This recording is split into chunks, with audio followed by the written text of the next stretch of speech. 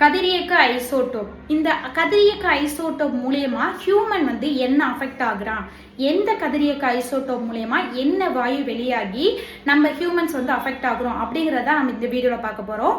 நம்ம இந்த வீடியோக்குள்ள போகிறதுக்கு முன்னாடி நம்ம சேனலை சப்ஸ்கிரைப் பண்ணாதவங்க நம்ம சேனலை சப்ஸ்கிரைப் பண்ணி வச்சுக்கோங்க.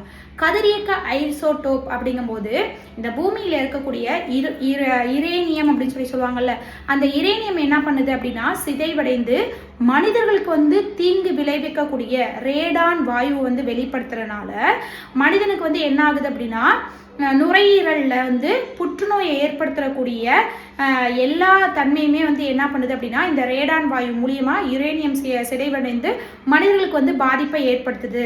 இந்த இதில் வந்து அந்த நுரையீரல் புற்றுநோயை உண்டாக்கக்கூடிய வந்து 2வது இடத்துல வந்து என்ன இருக்கு அப்படின்னா இந்த ஐசோடோப் கதிரியக்க ஐசோடோப் வந்து இருக்கு அப்படின்னு சொல்லிட்டு இந்த வீடியோவில் வந்து நம்மளுக்கு வந்து இந்த சயின்டிஃபிக் இன்ஃபர்மேஷன்ஸ் வந்து உங்களோட நான் ஷேர் பண்ணுறேன்.